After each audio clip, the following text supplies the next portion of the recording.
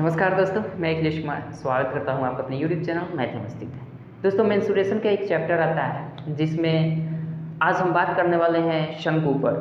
ठीक है, वैसे आप जानते हैं मेंसुरेशन में तो घन भी आता है, घनाभ भी आता है, बेलन भी आता है, लेकिन भैया जी हम डायरेक्ट शंकु पर क्यों बात किए? क्योंकि इससे पहले मैंने घन, घनाभ और बेलन को पढ़ा दिया है। शायद आपने देखा भी होगा, देखे हैं तो अच्छी बात है, नहीं देखे हैं तो देख लीजिएगा प्लेलिस्ट में जाकर।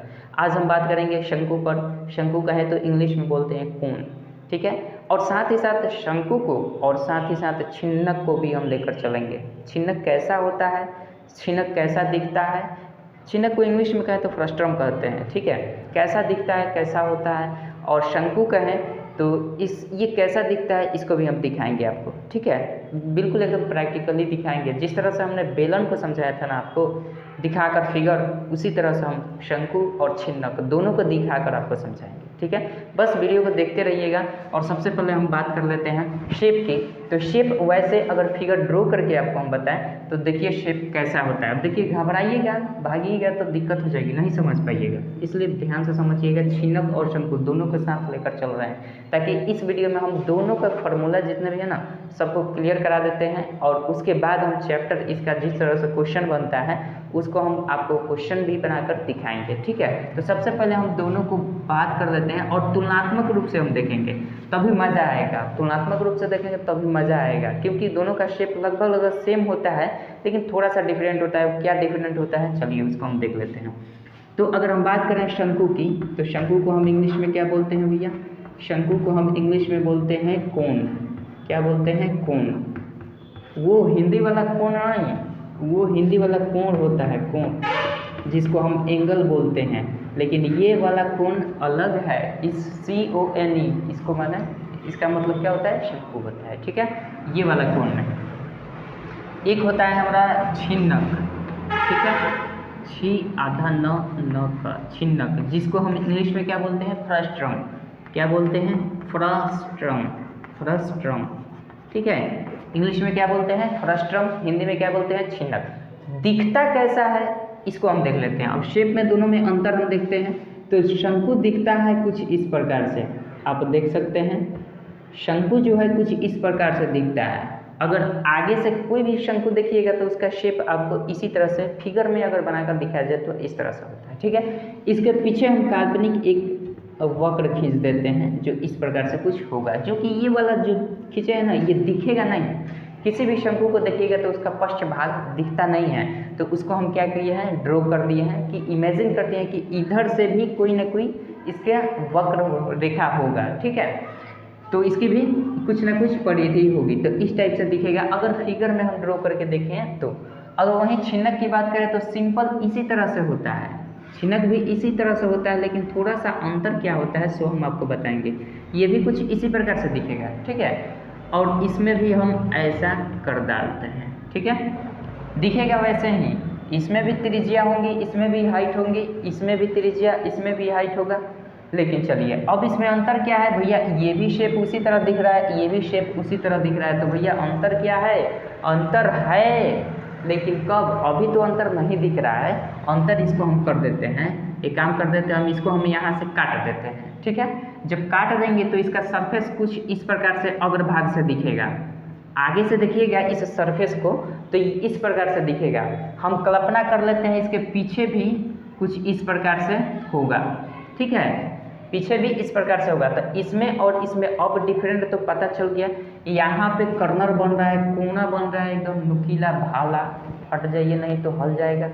और यहाँ पे क्या है कि ये भाला नहीं है, यहाँ पर भी एक सर्किल आपको दिख जाएगा और ये भी एक सर्किल दिख जाएगा।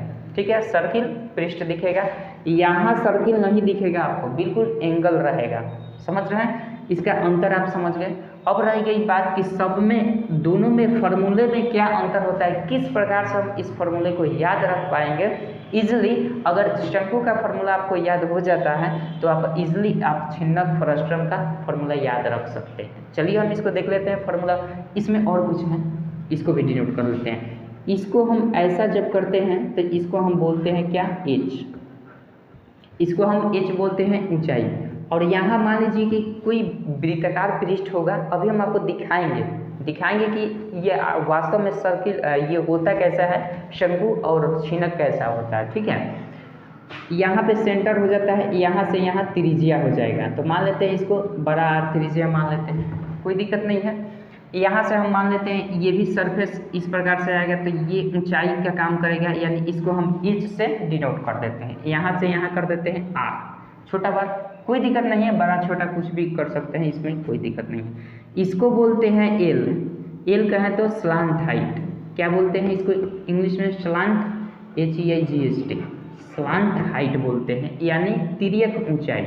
इसको क्या बोलते हैं? तिर्यक ऊंचाई, मतलब तिरछी ऊंचाई। ऊंचा तो है लेकिन थोड़ा सा स्लांट है, मतलब तिरछा है, तो इसको बोलते हैं तिरछी ऊंचाई या तिर्यक ऊंचाई। तिरछी ऊंचाई या तिर्यक ऊंचाई या स्लांट हाइट, तिर्यक ऊंचाई। ठीक है, ये हो जाता है तिर्यक ऊंचाई।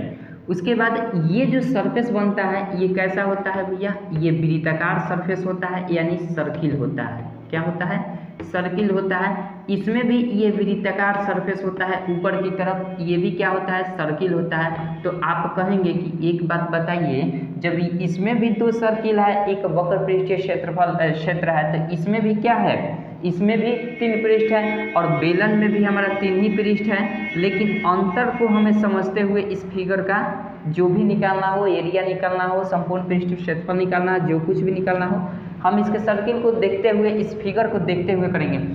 बेलन जब हम ज्ञात कर रहे थे तो इसके नीचे भी वही सरफेस था जो कि इसके ऊपर सरफेस था।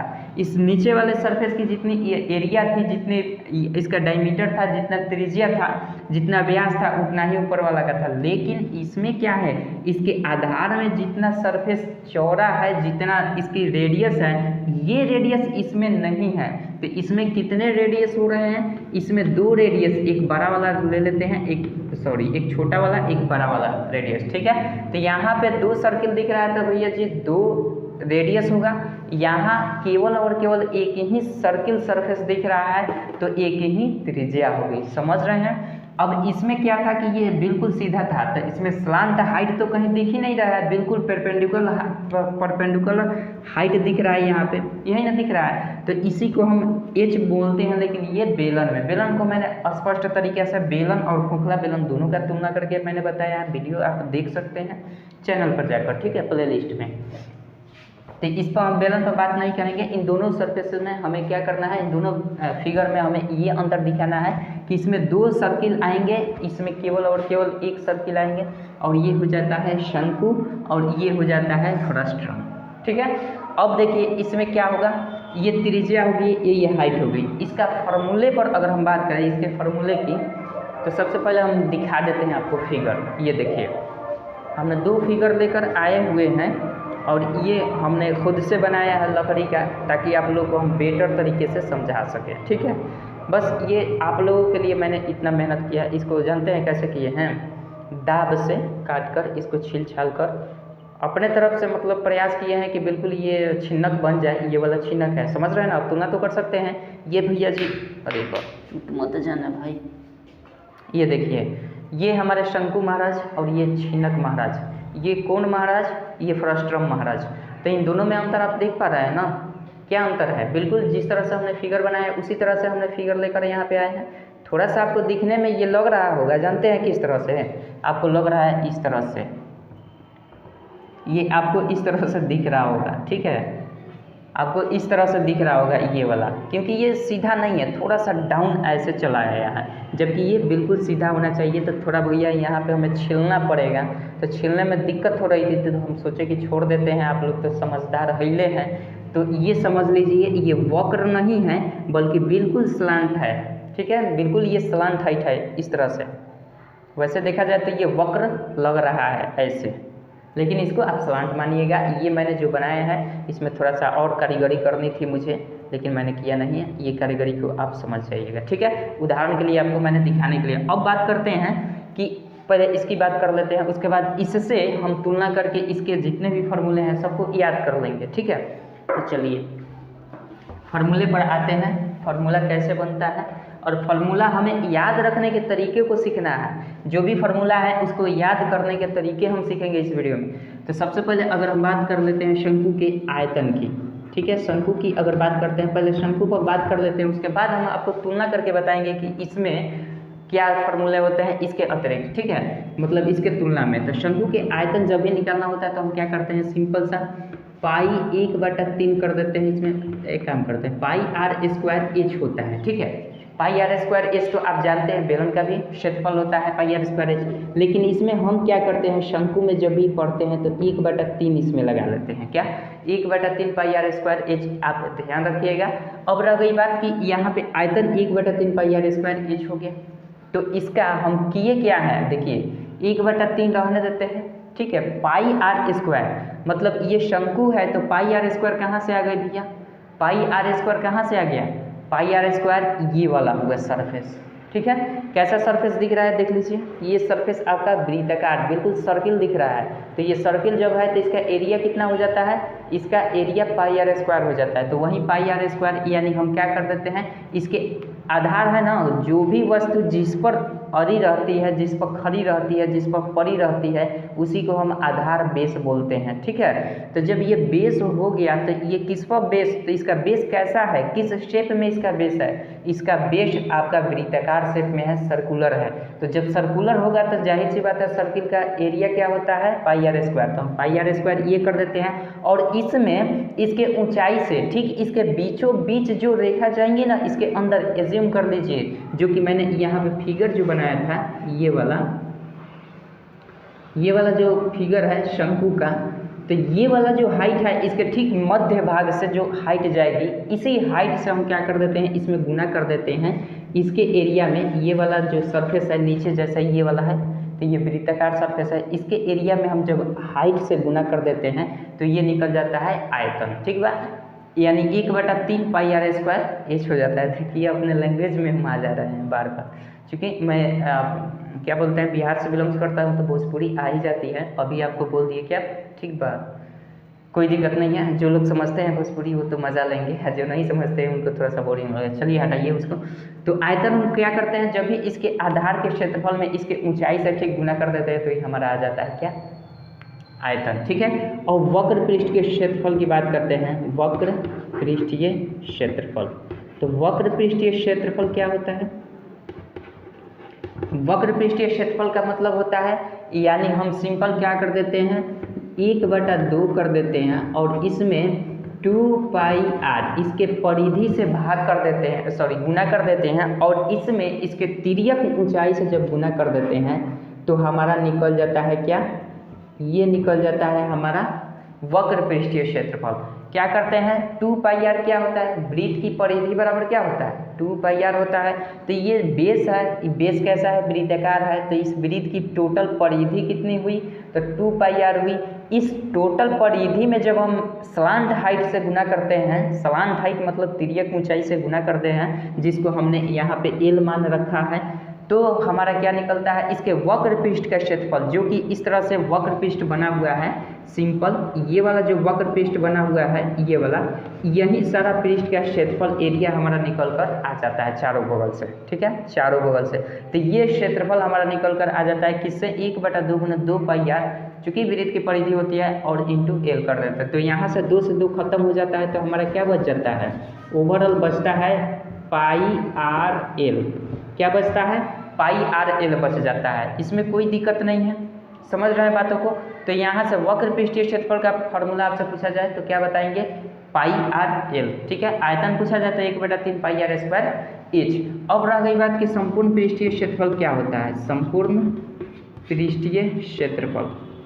तो संपूर्ण पृष्ठीय क्षेत्रफल की बात करते हैं तो भैया जी इसमें कितने सरफेस हैं, संपूर्ण पृष्ठीय क्षेत्रफल में कितने सरफेस है, ये तो संपूर्ण पृष्ठीय क्षेत्रफल हमने ऊपर का निकाल दिया, सॉरी वक्र पृष्ठीय क्षेत्रफल ऊपर का ये सब निकल गया।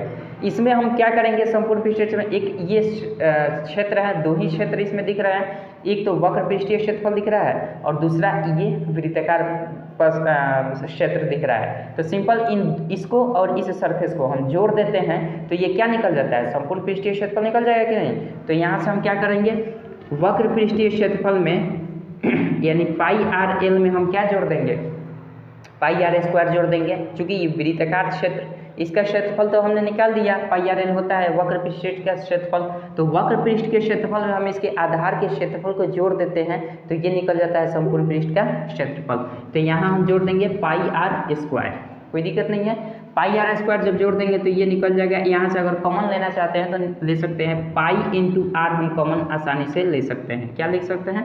पाई इंटू आर, इसमें बच जाएगा एल अब प्लस इसमें आर स्क्वायर है तो एक आर बाहर निकाले हैं तो एक आर यहाँ पे बच जाएगा। ओवरऑल फार्मूला हमारा बन जाता है क्या?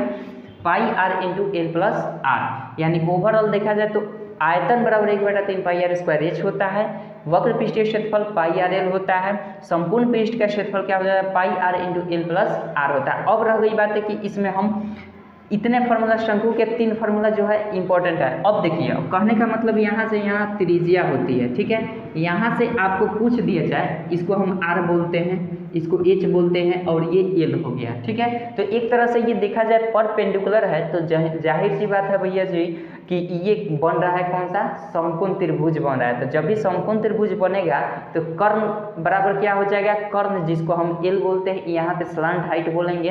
तो इस स्थिति में अगर एल का वैल्यू निकालना चाहते हैं, एल यानी तिर्यक ऊंचाई निकालना चाहते हैं, तो सिंपल समकोण त्रिभुज के नियम के अनुसार हम क्या करेंगे?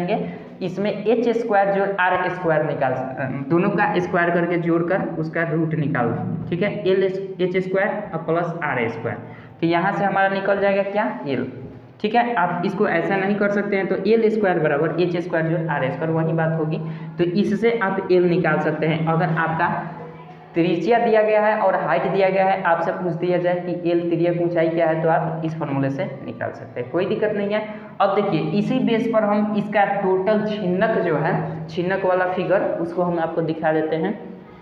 ये वाला छिन्नक है, ठीक है। इसी के आधार पर हम इसको भी आगे चल करेंगे। तो ये देखिए कैसे होता है। इसमें 2 रेडियस है, एक ही फिगर में 2 रेडियस है। इसमें एक ही फिगर में 2 रेडियस कहीं नहीं है, यहाँ पे केवल एक ही आ रहा है। तो इसमें थोड़ा सा ध्यान दीजिएगा, थोड़ा सा रिलेट करके हम यहाँ पे चलेंगे, ठीक है। चीज़ों को यहाँ पे थोड़ा सा रिलेट करके चलेंगे तो हमारा याद हो जाएगा। फॉर्मूला याद कराने के बेस से हम इसको समझा रहे हैं। चलिए थोड़ा सा आप ध्यान दीजिएगा। छिन्नक में क्या होता है, आपको फिगर हम दिखा देते हैं। छिन्नक में यहाँ पे 2 सरफेसेस हैं, एक ऊपर वाला सरफेस जो है और नीचे वाला सरफेस, दोनों सरफेस जो है वृत्ताकार है। तो वृत्ताकार है तो भैया जी इसमें दिख रहा है हमारा एक सर्किल, बड़ा सर्किल, ये छोटा सर्किल। तो छोटा सर्किल जब है तो इसकी छोटी त्रिज्या हम ले लेंगे और बड़ा सर्किल है तो इसको बड़ी त्रिज्या ले लेते हैं, ठीक है। इस प्रकार से इसका आयतन का फॉर्मूला अगर याद रखना हो तो आप क्या करेंगे? 1/3 तो हम रहने देते हैं, इसी से रिलेट करके हम इस फॉर्मूले को लिख रहे हैं। 1/3 रहने देते हैं, पाई रहने देंगे। आर जो है ना, केवल आर में परिवर्तन करना है। यहाँ पे आर में केवल परिवर्तन करना है, तो आर में परिवर्तन क्या करेंगे? आर स्क्वायर लिखेंगे प्लस आर स्क्वायर लिखेंगे, फिर जोड़ देंगे, इसको हम आर इंटू आर लिख देंगे, ठीक है। और इसमें एच है तो एच रख देंगे, कोई दिक्कत नहीं है। इसी को आप अलग तरीके से लिखेंगे तो 1/3 पाई इंटू आर स्क्वायर जो आर स्क्वायर प्लस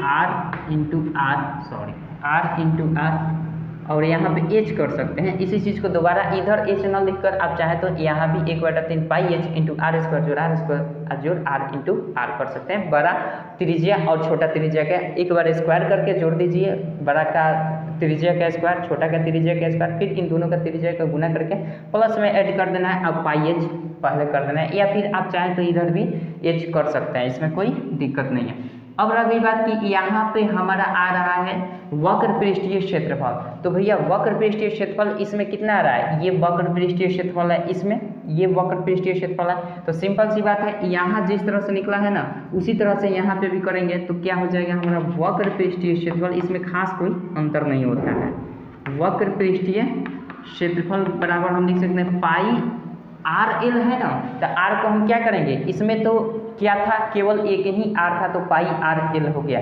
लेकिन इसमें 2 त्रिज्या हैं, एक बड़ी त्रिज्या एक छोटी त्रिज्या। तो हम क्या करेंगे? दोनों त्रिज्याओं को जोड़ देंगे और त्रिज्या को ऊंचाई से गुना कर देंगे, सिंपल। तो pi into r plus r कर देंगे, इसमें जोड़ देंगे एल, कोई दिक्कत नहीं है।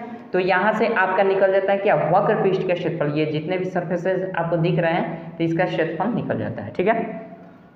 तो ये हो गया। अब संपूर्ण पृष्ठीय क्षेत्रफल अगर बात किया जाए तो संपूर्ण पृष्ठीय क्षेत्रफल अभी बता रहा है सब में 2-2 त्रिज्या होती है।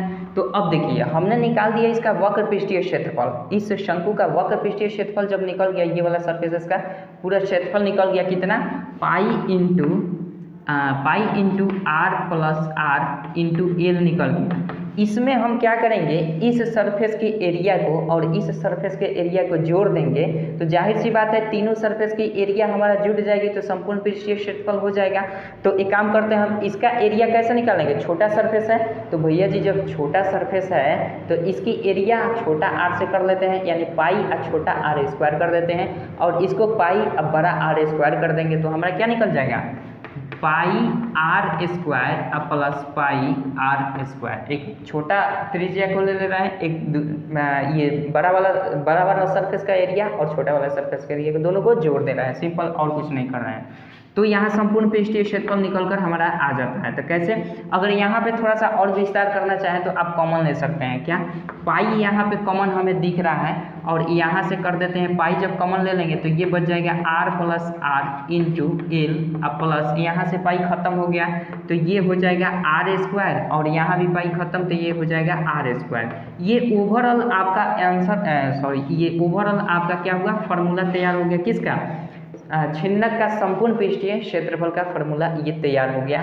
और इसी के माध्यम से, चूंकि इसमें 2 सरफेसेस हैं जो कि सर्कुलर है, इसलिए यहाँ पे 2 त्रिज्या का प्रयोग हो रहा है। तो जाहिर सी बात है जब भी आपका छिन्नक की बात कर दिया जाए, फ्रस्ट्रम की बात कर दिया जाए, तो वहाँ पे आपको दिमाग शेप पर आना चाहिए कि शेप कैसा होगा। तो शेप भैया जाहिर सी बात है इसमें 2 सर्कुलर बनेंगे, 2 सर्कुलर एरिया बनेगा, तो 2 सर्कुलर जब एरिया बन जाएगा तो इसमें फिक्स है कि भैया 2 त्रिज्याओं का प्रयोग होगा ही होगा, इसमें कोई दिक्कत नहीं है। बेलन भी आ जाए तो वहाँ भी 2 त्रिज्या का प्रयोग होता है, आप तो जानते हैं, लेकिन उन दोनों त्रिज्याओं की लंबाई जो होती है वो बराबर होती है, लेकिन इसमें बराबर नहीं होती है। तो ये बात समझने वाली बात है। जब भी एक छोटा आर आ जाए, एक बड़ा आर आ जाए, तो आप समझ जाइए कि कहीं ना कहीं छिन्नक का फॉर्मूला है, ठीक है। और नहीं तो केवल एक ही आर आता है तो वो आपका शंकु हो सकता है और कुछ भी हो सकता है, शंकु हो सकता है या फिर बेलन हो सकता है, क्योंकि दोनों में तो त्रिज्या बराबर ही होती है दोनों सर्कुलर में, ठीक है। तो ये आपका फार्मूला हो जाता है। अब रह गई बात कि जिस शेप में है ना ये वाला, इसी शेप में आपका घर का जो बाल्टी होता है, अगर पेंदी को छोड़ दिया जाए, जैसे पेंदी में कुछ जैसे बाल्टी अगर हम बनाते हैं तो बाल्टी कुछ इस प्रकार से बनता है, ठीक है। बाल्टी जो होता है कुछ इस प्रकार से बनता है और यहाँ पे थोड़ा सा गोरी ये निकल रहा है। तो अगर हम बात करते हैं इस बाल्टी की, तो बाल्टी का क्षेत्रफल भी किस प्रकार से निकलेगा, इस छिन्नक के माध्यम से ही निकलेगा।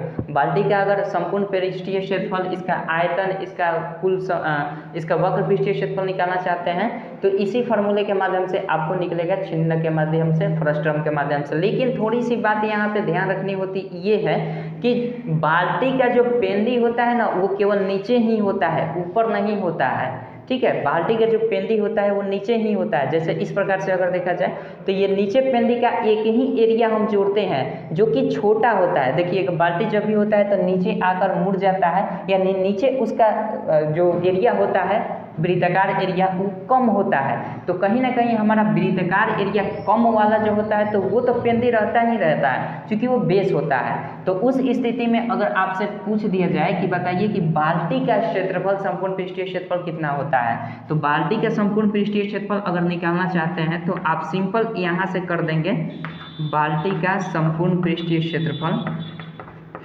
संपूर्ण पृष्ठीय क्षेत्रफल, क्योंकि ये जो हमने निकाला है ना, इसका संपूर्ण पृष्ठीय क्षेत्रफल निकाले हैं। यहाँ पे देखिए एक आर स्क्वायर, यहाँ पे पाई आर स्क्वायर जोड़े हैं, इधर पाई आर स्क्वायर जोड़े हैं। तो ये बड़का वाला जो सरफेस का एरिया था ना, इसी सरफेस के एरिया को हम केवल क्या कर देंगे, हटा देंगे, क्योंकि ऊपर से तो बाल्टी में पेंदी नहीं रहता है, ढक्कन नहीं रहता है, खुला रहता है, ओपन। तो जब ओपन रहेगा तो इसका क्षेत्रफल ही नहीं काउंट होगा, इसमें नहीं ऐड होगा, केवल पेंदी का जो क्षेत्रफल होगा एरिया उसी को हम ऐड करेंगे, इसको हटा देंगे तो सिंपल वो निकल जाता है बाल्टी का संपूर्ण पृष्ठीय क्षेत्रफल। तो यहाँ से हम अगर करें तो सिंपल यही फार्मूला रह जाएगा, pi into r plus r रहेगा, pi into r plus r into l, अब प्लस एक एरिया छोड़ देंगे हम ऊपर वाले की, एक एरिया ऊपर वाले की छोड़ देंगे, यानी पाई आर स्क्वायर। यहाँ पे आर स्क्वायर जो है ना ये केवल हट जाएगा, बच जाएगा केवल आर स्क्वायर। ठीक है, क्योंकि यहाँ पे पाई हम कॉमन लिया है तो पाई आर स्क्वायर हो जाएगा, यही तो क्षेत्रफल है, यहाँ पे ऐसा कर लीजिए। ठीक है, तो ये चीज़ हो जाता है। तो ओवरऑल बाल्टी का संपूर्ण पृष्ठीय क्षेत्रफल जब भी आपसे पूछा जाए तो आप इस फॉर्मूला का कर सकते हैं, pi into r plus r into l plus r square. ठीक है, छोटा एल आर स्क्वायर। ठीक है, अगर बाल्टी कहीं आपका इस तरह से दिख जाए, इस तरह से अगर बाल्टी कोई दिख जाए तो इसमें हम कौन सी त्रिज्या को लेंगे? अगर इस तरह से कोई पात्र ही दिखे, बाल्टी हो चाहे कुछ भी हो, तो इसमें हम बड़ा आर को रख लेंगे और छोटे आर को छोड़ देंगे। ठीक है, यहाँ से ये छोटा आर हम रखे थे क्योंकि पेंदी जो था वो छोटा था, और बड़ा आर कब रखते? जब बड़ा उसका पेंदी होता। समझ रहे हैं ना बातों को? तो ये जो छिनक होता है बाल्टी का ही एक तरह से उदाहरण हो जाता है, लगभग। ठीक है, आशा करते हैं समझ रहे हैं बातों को। तो आज हमने चर्चा किया किस पर? फार्मूले पर। तो फार्मूला पर आशा करता हूँ कि सब रट लिए होंगे और फार्मूला इसी से रिलेट करके आप इसको याद रखिएगा। आशा करते हैं सब कुछ समझ में आ गई होगी बातें। अगर कहीं भी डाउट होता है समझने में तो आप कमेंट कर सकते हैं, मैं फिर से बताने की पूरी कोशिश करूँगा। चलिए मिलते हैं नेक्स्ट वीडियो में, तब तक के लिए जय हिंद, जय भारत।